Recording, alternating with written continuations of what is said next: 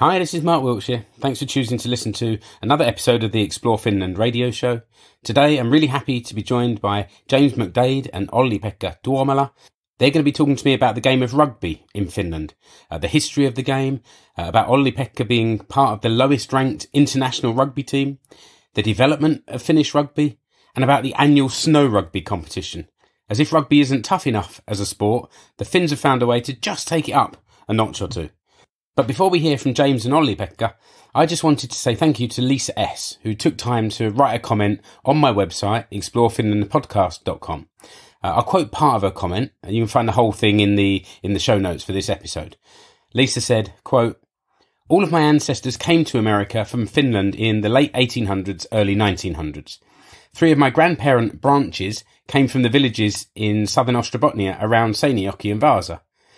3 grandparents were born in Kuortane and Alavus. So these podcasts really hit home for me.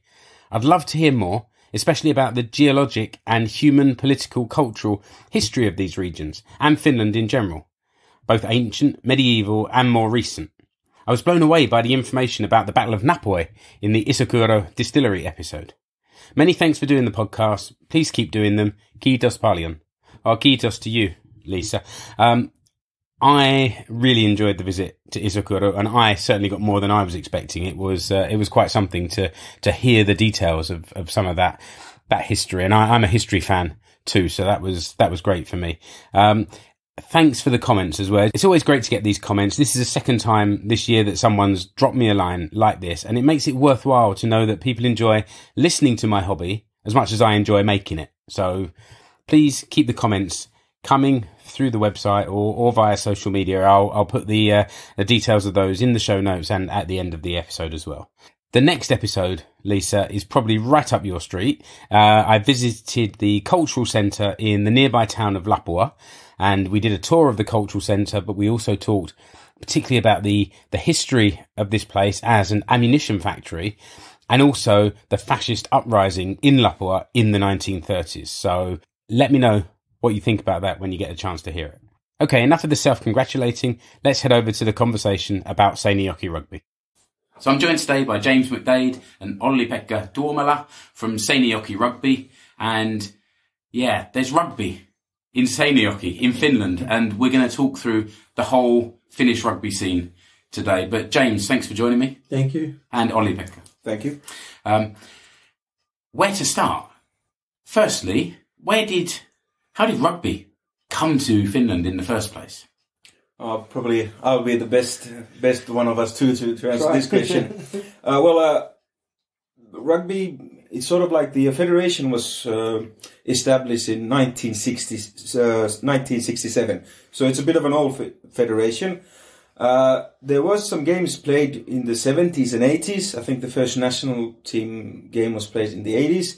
But it sort of was like just the expats in Helsinki area that were playing it. Yeah. But in roughly beginning of 2000s, like 2000, 2001, there was Jyväskylä and Tampere and Helsinki Rugby Club that were formed.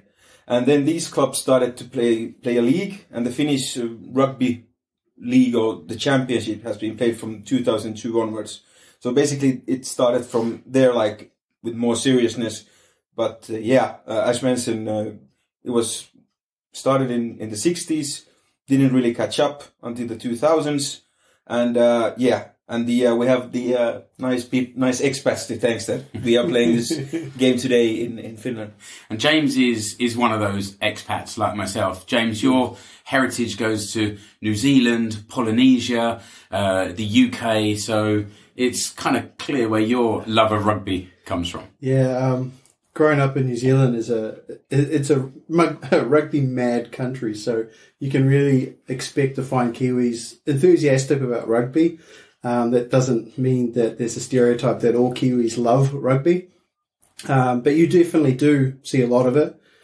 Personally, I started when I was 5 playing rugby, going through club and high school. So you do get a lot of exposure. You get to learn a lot of skills growing up, which is probably really important for future generations, and making sure that your club rugby actually is really good. And so how long have you lived in Seinäjoki area now? So all together in Seinäjoki, I've probably been here for 6 years, 7 years in Finland, but 6 years in Seinäjoki. And you must have been unable to believe your luck when you saw there was a rugby team here in Seinäjoki. Yeah, I was kind of surprised. I was lucky enough to be find it on social media when I came into Seinäjoki, and I thought I'd go watch and see what was going on because they were advertising for players. And they didn't actually have a team playing in the leagues yet. So I thought I'd go along and see what was happening, throw a ball around. And then I moved out of town for a little while, and they started up their season. It was 2016. Yeah. And when I came back the next following year, I was, okay, I'm straight into this. And I'm no young spring chicken either. But so that's clear where you came into rugby. But Olli-Pekka, what about you? What's your story as a Finn? If you want to play an aggressive sport, you've got ice hockey or you've got salibandy. Yeah. But you got even American football, which is really popular in Finland compared to rugby. But yeah, my love of the game began when I was 18. I was just I think it was 2 months before I went to the military in Finland. You have to do from 6 months to 1 year military service, or, well, we're not going to into that. But anyways, it was 2 months before I was set to go. And my uncle, who played rugby in Tampere, told me that, hey, they're going to start a team. Or in Vasa Rugby Club. Vasa Rugby was already, but then it sort of died down. And now they were setting up the team once again. And he said, hey, you're a big boy. You probably like to run against some people, so go to the training set, go to a training set and see what it feels like. And I went, and it was sort of love at first sight. And I started 2005 in Vasa. I lived in Vasa. So you were 18 then? Yeah, I was 18. Yeah, in Finland, there's no rugby in schools or none of that, unfortunately. But anyways, I was 18. And then I went to the military, came back, continued playing rugby. And for various reasons, I was okay. So I was invited to the national team camp, got to play a few games for the national team. Then the older people from Vasa Rugby Club sort of retired, so I became the head coach. And then I was head coach and playing in Vasa for roughly 11 years. And then me and my wife, we decided that I've been in Vasa for whole my life, and she was from Kurikka. So we decided, hey, let's see how life is in Seinäjoki. We moved to Seinäjoki, and life was good in Seinäjoki, but there was no rugby. So me and a couple of other people from Vasa, we formed a club.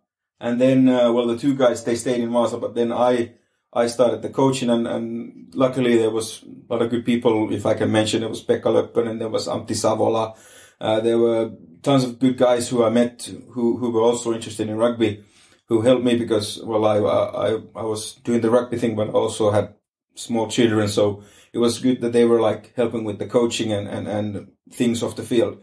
But yeah, 2014, we formed the Seinäjoki Rugby Club, and 2016 we played the first games, and 2019 we are entering the first division. But yeah, that's a long and short of it for me. You mentioned the American football just now, and I'm hoping to record something about American football, the Finnish American football scene later this year. But there's not many teams. It's a national league, but I think in the American football there's 7 or 8 teams. It's quite sort of a small number of teams. How does the rugby league compare with that? I think,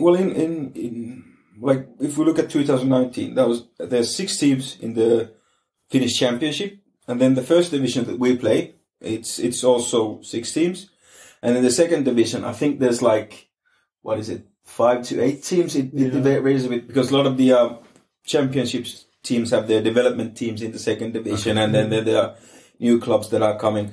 But if we look at all the clubs in Finland, I think there are roughly, 16, 17. Yeah. If you take a few of them, if they are active, they are active, but they're not participating, maybe a little bit more. But yeah, let's say roughly 15 teams that are playing this year. Yeah, actually, I think if I think back, that what I said about the American football is in the sort of the top top division, and then there are regional leagues. I think there's maybe 30 or 40 American football teams around the country. Yeah. Like I think I saw the numbers.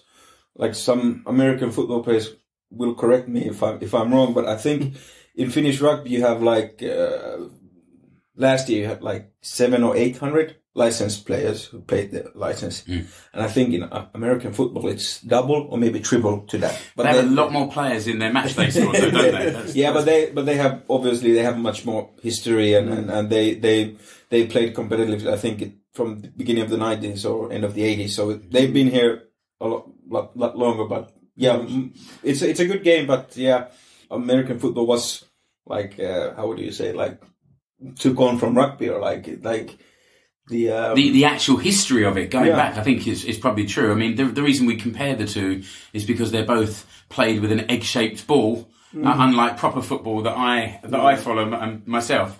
But they're different, obviously, very different games, different rules, and I guess you guys would say they wear all that protective gear, and you guys are naked apart from the shirt and shorts that you're wearing. Yeah. Just a mouth guard and boots is all you really need. Yeah, exactly. And some shorts, and you're ready for a game. So how does the league work? If you got 6 teams in your division, but they're spread all over the country.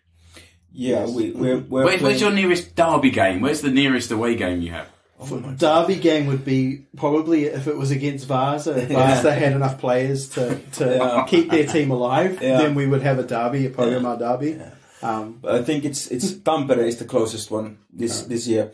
We got Tampere, we got Espoo, we got Hämeenlinna, and we got Kuopio, and I think that's it. I guess we're five teams in the first division, not 6, 5 teams. So those 4 that I mentioned, that's we're going to play against. So Tampere is a couple of hours drive south of here. Hämeenlinna and Espoo are closer to Helsinki, and then Kuopio is miles away. Yeah. Across to the east, and the roads going out that way, they don't go straight, they go zigzagging round all the lakes. So that's quite a trek for an away game. It's very scenic for a foreigner to trek out into the middle of Finland from Seinäjoki. But it definitely does take a bit of a toll, I think, on these long travels. We don't, like Seinäjoki's a new team, we don't have a large amount of sponsors and large sponsorship money. So the team does really need to pull together sometimes and fund its own trips to some places for competitions. So if we've got someone here watching this that would be interested in sponsoring this young sports club for its travels, then something like that would be quite welcome. Yeah, absolutely. So what's the website for the Seinäjoki Rugby.fi. Okay. Or another place where it's probably these days it's even better to get a contact is via Facebook. Log into Facebook and send us a message through there. That's a really good route as well. And I guess that's a good place if there are people listening that fancy playing rugby. Yeah. If they're in the local area as well. Definitely. I mean, if we're like you guys, you're from England, Mark, and you're from New Zealand. Like, if we compare the rugby cultures a bit here, one thing that I noticed, I was as exchange students in England like a few years back. The biggest difference I noticed here that like in Finland, you don't have any of the clubhouse thing going on. Obviously, they cost money, but in England or New Zealand, you play a game, you win or you lose, you go for a beer into the clubhouse next to the pitch, and you drink a beer too, and then you drive home. And usually, as well, when you got like 100 million trillion clubs and teams in both in New Zealand and UK, the distances you travel to away games, it's like roughly 1 hour or so, maybe. But in Finland, the problem is like when you travel, let's say you travel to Kuopio, it's, what is it, 3, 4, 5 hours? What does it take with a bus? About 5 hours. Yeah. And if you're going to Joensuu, it's a little bit more. So you drive 5 hours, then you go to the pitch. Well, usually there's dressing rooms. Usually. You change up, you play the game, win or lose, then you go with the other team. Maybe you have a bite to eat, and then you start heading back home. So you got a full day of driving and playing. So one thing that is a bit of a sort of I don't know if shame is the right word, but like that is a bit of a pity or unfortunate is that there really isn't this sort of third half culture in Finland as much as I would like to see it in compared to UK and New Zealand. Obviously, we're getting there, but I obviously understand we have a lot of guys who work as bouncers in a nightclub, so they need to get back before midnight so they can shift. Yeah. So yeah, it is what it is, but that is one big cultural thing that is different compared to the big Commonwealth rugby nations. Yeah, definitely. I think when you compare Finland, it is in its infancy for rugby. It's huge. There's going to be a massive growth in Finnish rugby. It's just a matter of time for when that happens. Finnish people really adapt to rugby really well, and they have the mentality for rugby. They have the physique for rugby, and rugby's not a sport for just big guys. We need little agile guys as well as the big ones. And this goes for women as well, because we have a Finnish league in Finland as well for women. This is no gender bias competition. It's like women and men playing rugby. And Finns generally fit in with that whole being able to mindset play the game, because they don't need to talk about it. They get on and do it. And that's one of those aspects about rugby that's really good. Another funny thing about Finland, and actually comparing with New Zealand, is the fact that actually Finland's bigger than New Zealand in terms of population-wise. And yet New Zealand's probably is the best at the moment country for rugby. And there's plenty of other Commonwealth countries and non-Commonwealth countries that are really good at rugby. But Finland could be a great superstar rugby playing nation.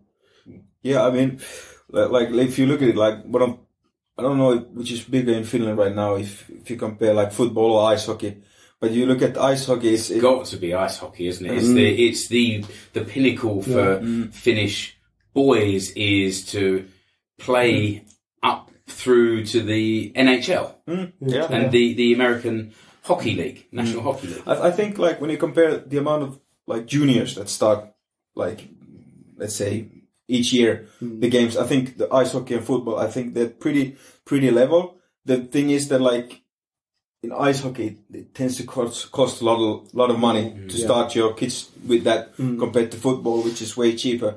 But anyways, like back to the subject, like ice hockey, it's a contact sport, and we Finns like our contact sports, and that's a winter contact sport. So why not get a contact sport during the summer? Of course, you got the American football, which is a good one, but it's compared to rugby, the games are quite different. So one might enjoy American football, and the other one might enjoy rugby. So I think there is a place for it. I think American football is much more stop-start and the team changing, whereas if you're playing rugby, you're pretty much playing for 80 minutes or whatever the game lasts. Definitely. And I think one of the noticeable things about rugby and American football is the fact that when you're put on the field with your team is then on the field. Whereas in American football, you'll find that you have an offensive, defensive teams. Yeah. So you're not playing with other people within your team. You're playing as part of a team, almost. So you end up you bond stronger in a smaller group, and you kind of understand what each other are going through. Like you may not get along with someone in your team off the field, but together, like all 23 players in an actual squad, you could really, like, you have their back, like no matter what. It's like absolutely nothing can go wrong if you got all your team behind you. And I think rugby players generally, someone gets pushed around, the whole team just stands up and goes, no, stop. You can't do that with American football, I think. Yeah, and like obviously we're comparing quite a lot now to American football. I think it's sort of good because a lot of the Finnish people know what American football is, but a lot of them don't know what rugby is. But they are pretty similar, but quite different. You were telling me before that there's a website where Finns can find out about rugby in Finnish. Yeah, absolutely. It's called, in Finnish, it's mikarugby.fi, mikarugby.fi. Yeah, from this webpage, if you are a Finn, the webpage is in Finnish. But if you're a Finn, understand Finnish, and you have no idea what rugby is about, go to this webpage, and in 10-15 minutes you will know a lot. You will know a lot more than you started with. Yeah. So I have to give shout outs to Petri Lackman for putting this website. At good work on Petri's behalf. And yeah, definitely that's if there's someone young, girl or boy, whatever, it doesn't matter. If you're interested in starting rugby, like mikarugby.fi and then rugby.fi, that is the Finnish National Federation's webpage. Go to these two. From Mika Rugby, you learn about rugby, and from rugby.fi, if there's people listening in Hämeenlinna or Kuopio or wherever, you get your local club's contact details from there, and yeah, contact and start. Or if not, to play, then you can go from there, these webpages, and see when the games are and go watch a game like this. Yeah. Get involved. It's come and find a local game that they can actually watch and see if it actually still looks appealing once they've seen a game as well. That's definitely. Absolutely. And with Mika Rugby, you'll be able to understand what's going on. Yeah, something to explain the rules exactly. to you. Yeah. You just mentioned one of you mentioned the Finnish national team and the national association. So there was some news recently about the Finnish national team winning international match, and it somehow hit the headlines that I found as well. So tell me a little bit about the Finnish national team. I think if you look back a few years ago, like the biggest thing that the Finnish national team was known for was the fact that they were the bottom of the table, and that like the world rankings. World Right, rankings. Okay. And that's when Finnish national team got a lot of notoriety throughout the world. Notoriety throughout the world for being the worst team. And over the last few years, they've really taken off. Yeah. Like when I played, we were like not so good, but immediately when I stopped playing, I don't know if it was because of that or what. But You won't say. It started. Well, I mean, you gotta lay the foundation somewhere. Yeah. So you're talking about this notoriety for the team, James, and one of these notorious rugby players who's sitting in the room with us. That's great. Fantastic. Yeah, no. But anyways, with the national team, even it's a bit of a struggle sometimes because the guys are working.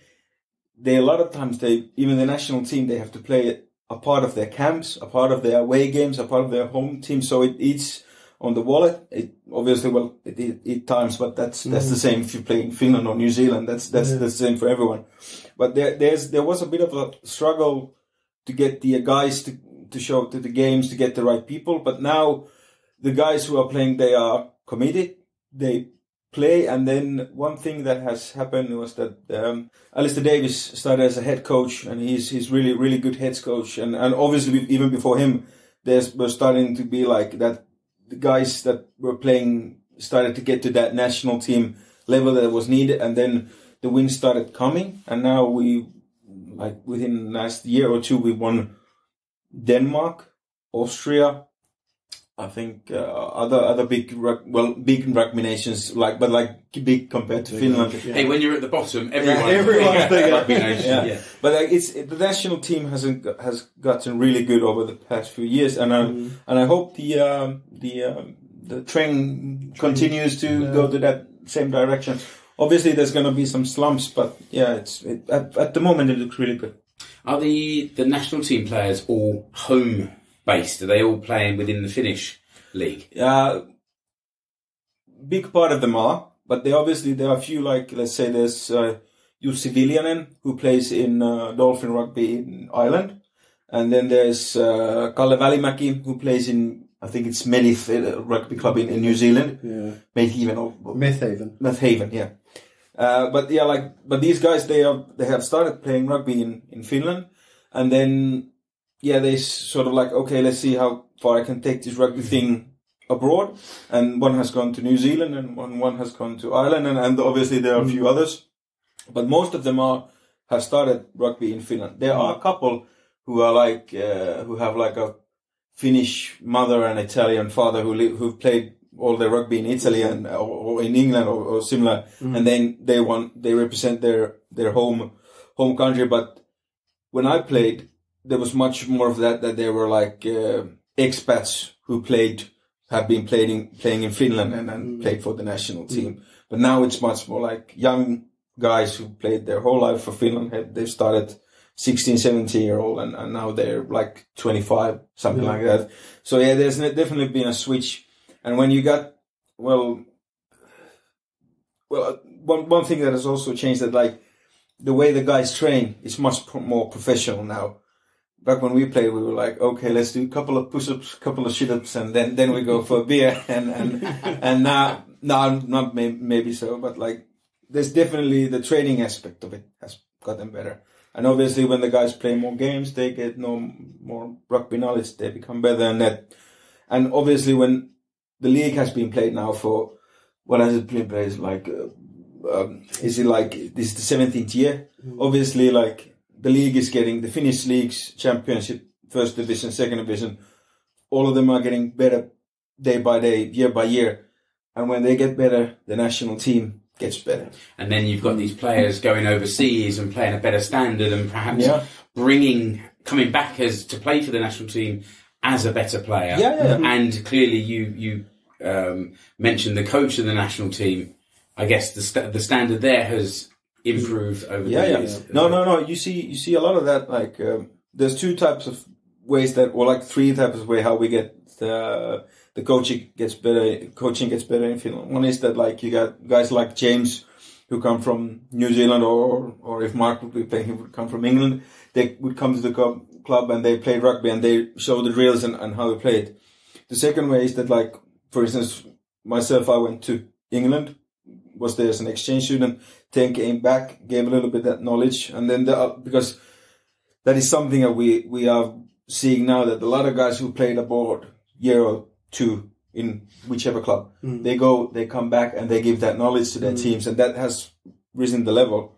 And then the third way is that, like, you look at YouTube videos or go to the national team or the federation training camps. That is one way, but definitely if you get people who come from abroad and give the know-how to the team, that is definitely the best way forward. And we're seeing it now. The level has gone up very, very much since I started. And YouTube videos weren't around really when you first started playing, so that definitely makes a difference. It's definitely the culture aspect for anyone learning rugby. You have to really immerse in, I think for any sport, in better players, like immerse yourself around better players, because you'll learn and you'll adapt to what they do, and that makes you a better player as well. Like some people naturally are really good at just picking up sports, but the majority of people, they need to be around and understand what's going on, so that it becomes like part of their action.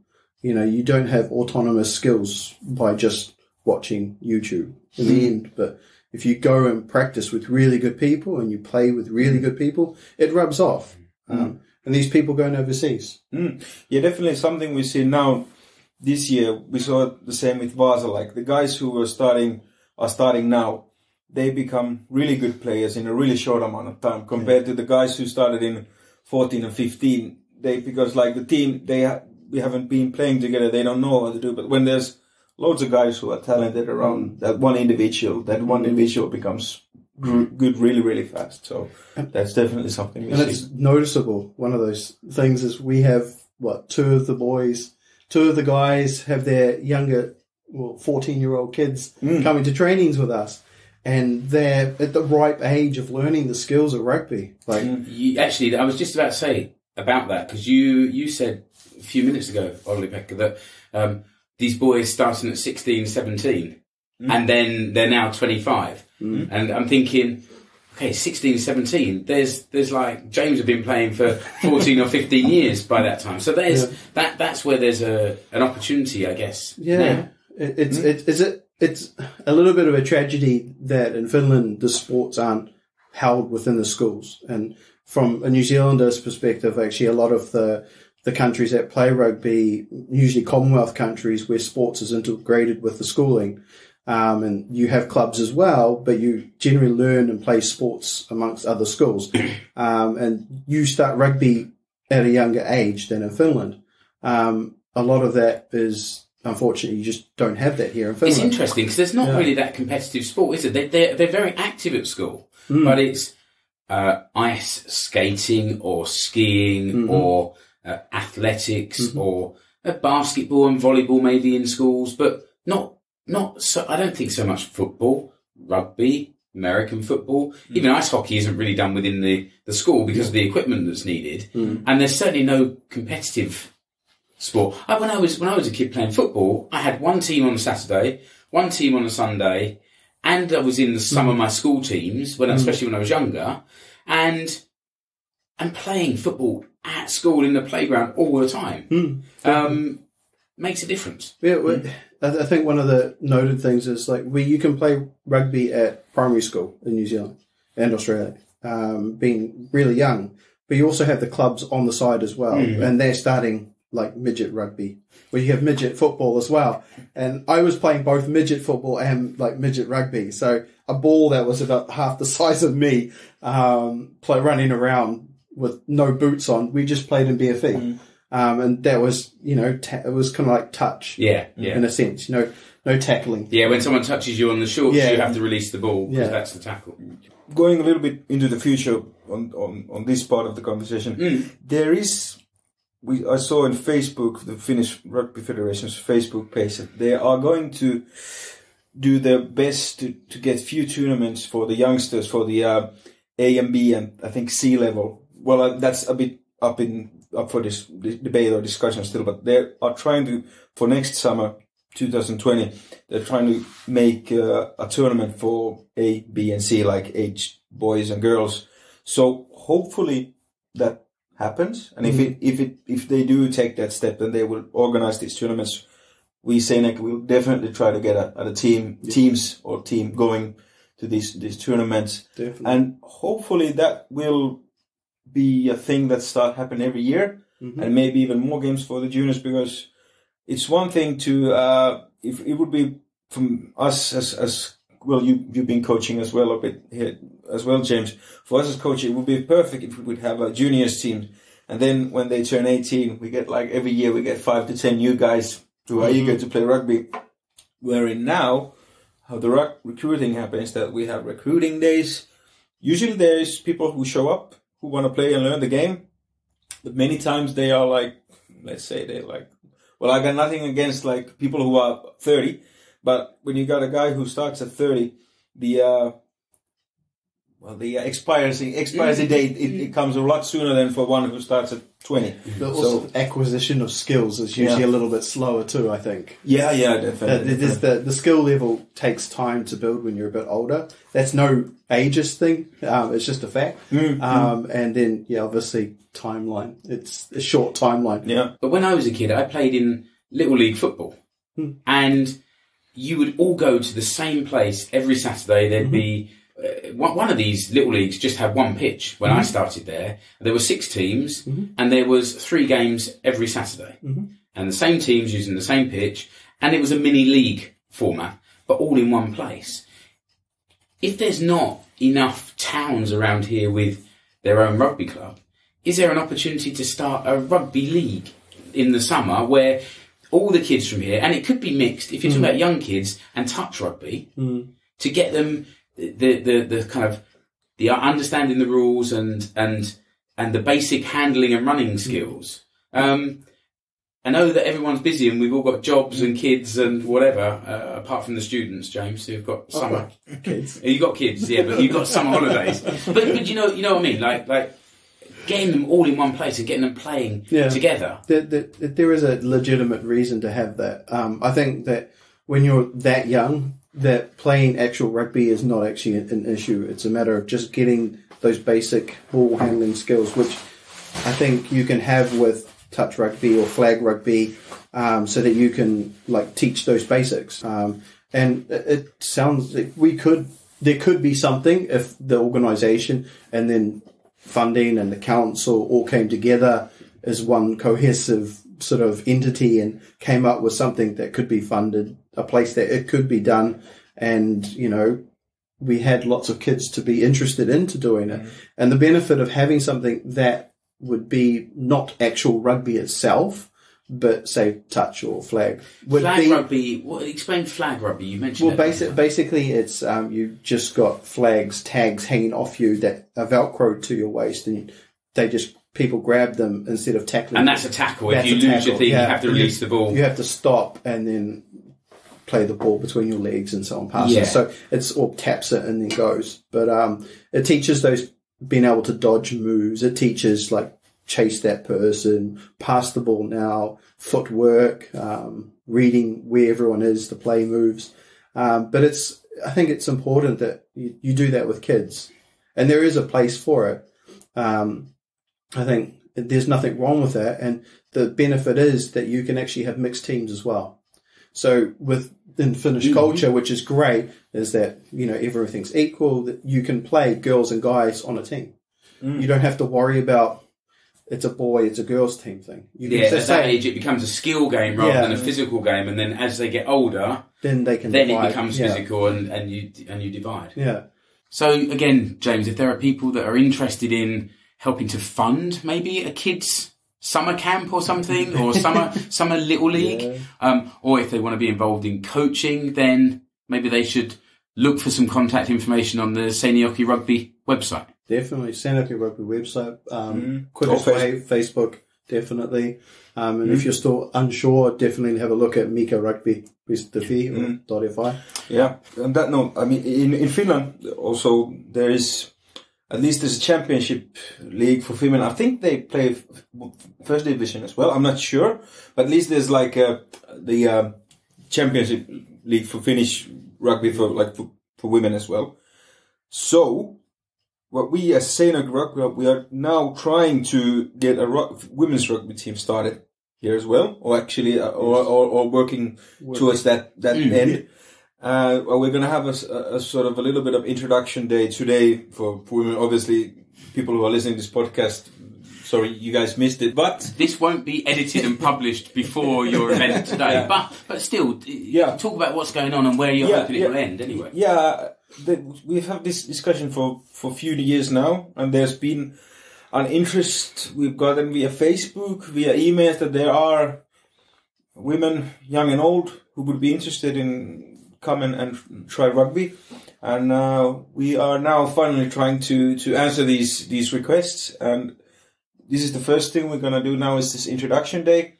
And then maybe during summer or maybe autumn, we are trying to get a recruiting day and start the team, because in Vaasa, which is not that far from here, they have a team, and I think there's like 10 to 15 women who are playing there, training there, and they're going to participate in the 7 series, the women's 7 series, men and women both play. I think it's from like New Year to Vappu, roughly. Rugby sevens is quite a traditional, smaller version of the game, isn't it? So it's definitely it's about half the team. It requires people to be able to be more agile, and you have really to be fit. very, very fit. It's a shorter game. However, you do need to be fit. There's a lot more ground to cover. You need to be able to run. You need to be able to tackle. You need to be able to be on your game straight away. There's no slouching around, so to speak. Yeah, and like for women, the sevens is much more popular compared to men. Like I think men have roughly 4 to 6 teams per tournament. I think women have, like, I'm not going to say twice as many, but they have much more, because there are a little bit less people like women who are working or training with rugby these days, but therefore sevens is the perfect fit, because easier to make a team of 7 or a squad of 9 or something than it is to make a full size. Yeah. So, but anyways, in Seinäjoki region, the Vaasa ladies or women, they're gonna attend these sevens during the next spring, like 1 year from now, a little bit less than 1 year from now. And these ladies that maybe start today or during this year, that is the first place we're going to try to get these ladies to get some game time. And then 2020, maybe they will go and play for Vaasa. Maybe if we can get enough, maybe we can try to get a few games for the Seinäjoki. Yeah. I don't know what's going to happen, but definitely this is something that we're going to try to do. And plus the juniors teams that we're trying to. So we want to grow, and now there's a lot of things happening, and hopefully we can make everything that we want to do happen. Basically. So again, SeinäjokiRugby.fi or the Facebook page. Yeah. If people are interested, want to make contact with you guys. Yeah. There's one particular thing caught my eye earlier this year. James posted something on Facebook. Very excited. I'm off to play snow rugby. And I just thought, you lunatic. James, explain snow rugby. Yeah, there was a new concept for me as well. I basically never heard of snow rugby till I actually came to Finland, surprisingly. But it's definitely a time of your life to be had. If you're interested in rugby and you've played rugby, snow rugby is just totally different. It's more leaning towards a 7. You're playing on a smaller pitch. You play with it's 7 against 7. It's 7 aside, so you're in a smaller field. Much smaller. Yeah. Way smaller. So you're basically playing in snow. But this was when was this in the year? February. Right. That's winter. That's minus 20 temperatures. Usually it's the first weekend of March, but this year they had to make. I don't know why, but they had 1 month earlier. Yeah. But it was a good decision because it was like plus, or maybe. It was hanging around 0 degrees. Oh, you got lucky though, because it could have been a lot colder at that time. Yeah, one year it was like minus 20, and I wasn't there, but I heard it wasn't that fun. But you're not playing in your shorts and your rugby kit. Yeah, you are playing in your rugby gear. Basically, all you need to do is just wear some like nice fitting leotards, like running tights. Yeah, running tights. Running tights are fine. You warm up pretty quickly, or otherwise some nice training pants. I had visions of you guys wearing your full like winter ski gear, lumbering around the pitch trying to play rugby. We can say toes are for something, but the main thing is like you really want to have maybe a few socks to change. That's probably the main thing because there's no real warm spot to warm your wet, cold toes up. That's always a good idea. Have extra socks. But definitely running around, it gets you warm. There's free sausages there. Of course, it's a Finnish sporting event. There's sausages there. Yeah, I'll throw a little bit of more information regarding the tournament. Now, like 2002, Jyväskylä Rugby Club had the idea that, we got snow almost 60 months of the year here, so let's try to play some rugby on the snow. So they decided, okay, let's make a tournament that got the obvious name Snow Rugby Tournament. It's played every year in Jyväskylä. First tournament was played, I think, 2004 or 2003, something like that. And yeah, it's been played every winter since. So if there are people now listening abroad, UK, New Zealand, wherever, and you feel like, hey, this snow rugby would probably something quite interesting, I would say definitely come over, bring a team. If you like, I think if you go to jyväskylärugby.fi or just Google Jyväskylä Rugby or go via their I'll put a link in the show notes because Jyväskylä is spelt differently to how it sounds. yes. Yeah, but anyways, you get all the contact information from there if you want to sign your team up. I think the signing up starts end of this year for next year's tournament. But definitely, if it sounds interesting, you want to have a go at it, come over. They got, it's really good organized. They have hotel rooms that you can book via Jyväskylä. They got they have how to get there, like what to bring, what to wear, like all this information is really, really there on their web pages. So definitely, and also you get to meet the Finnish rugby people. And sports teams are always looking for somewhere to go for a weekend tour to play. So something like that would be like an experience of a lifetime, I guess. And I think like it wasn't. I spoke to some English guy in one of these tournaments. It wasn't Jyväskylä Rugby tournament that they were like did this, but at some tournament they went with their like he was working at the bank and they're like they had this like in Finnish you call it like tykyreissu or like this like work sort of resort trip that they did. With this like work activity. Trip. So they went for a weekend with these guys from the bank. They went to a rugby tournament. Obviously. Did some rugby playing, obviously some drinking, drinking as well. But anyways, like that's one way of doing it as well. So, but definitely, and for me as a Finnish rugby player, I enjoy the tournament because the season ends, the Finnish rugby season ends, the championship ends like end of September maybe. It's almost August as well. August, somewhere there. Well, this year it's much earlier. Yeah, and then you train, you have maybe a little bit off season, and you gain a bit weight, you drink a bit, you have good times. Off season. But then the new year comes around, you start training again, you start lifting weights. I haven't gone to the jog yet, but maybe at some point. A little squishy there. Yeah. But anyways, the thing that I like about the UVascular Rugby tournament is when you go there, you meet all the guys you played against or with, in some cases in the national team. And so when you get to chat, you go a bit like, how's year been? And, it's sort of this, it's more of a social thing than a competition thing, to be honest. It's not a national competition. It's not no. And it's organized. And it's not serious in any way.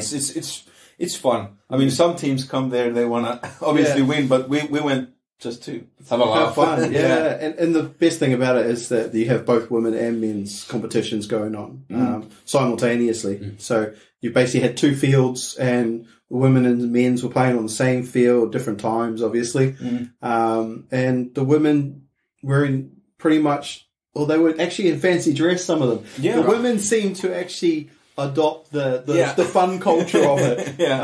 And they go all out with their costumes. It's fantastic. You have never seen. Yeah, we Finns tend to be a bit serious. The Finnish guys tend to be a bit serious about. But yeah, the women, hats off to them. They really know how to have a good time. Let's see if we can find a link to some videos or at least some pictures that I can put in the show notes as well. And I didn't know until we met up again today, Olli-Pekka, that you're also making your own podcast about Finnish rugby to try and spread the word and again continue this education. Tell us a little bit more about that. Yeah, it's me and two other guys, Timo and Sauli. We started we had the idea of a podcast for a few years now, but last December we decided, hey, let's do a couple of podcasts, and now we've done 5 episodes. We're gonna try to do 6th and 7th here somewhere now.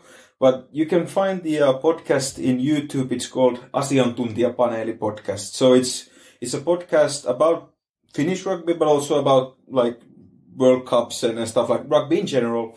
And it's in Finnish. So if there are Finnish listeners who want learn a little bit more about rugby related stuff, definitely go check it out. I think if you can throw in a link to the description box. So you publish it on YouTube. That's where people can watch or listen to it. And we got a Facebook page also, but it's both of these, they're relatively small. But what we want to do is try to get the big Finnish public to learn more about rugby via these podcasts, and hopefully if there's some young girl or boy listening to our podcast, same as with this podcast that we're doing today, listens to it and, hey, this rugby sounds interesting, and contacts the club and goes to see a game, or maybe comes and tries rugby. That's what we're aiming for. So there's lots of resources for people living in Finland, whether they're Finnish speakers or non-native Finnish speakers, that they can find more information about rugby in Finland and how they can take part, and specifically from you guys about Seinäjoki Rugby. Yeah, definitely. And, that's great. And we hopefully, all the clubs in Finland want and need new players all the time and want to recruit more. And it's a fun game. You get friends for life. You have a good time, and you get to hit people as well. So it's a perfect. You don't hit them literally. In a sporting sense. You get to smash, run towards, tackle, whatever. Yeah, but anyways, it's a contact sport. It's a contact sport. We say it like that. But yeah, definitely. You get friends. Yeah. You get to enjoy a bit of contact, and we also obviously try to have, each club also has a social side of it. You go for a few times a year for a beer and after the game, so it's you get friends and you get to do sports, so it's everything you really need. Yeah. This podcast will come out somewhere in the middle of 2019. When does the season start? We start in May the 17th. Okay, so May 2019. But regardless of when people are listening to this, whether it's immediately that it's published or 3 years into the future, they should still, if they're interested, contact you. You're interested to hear from anyone that wants to play some rugby here in Finland. Yeah, absolutely. It's never too late to start and get involved. Absolutely. Yeah. Okay.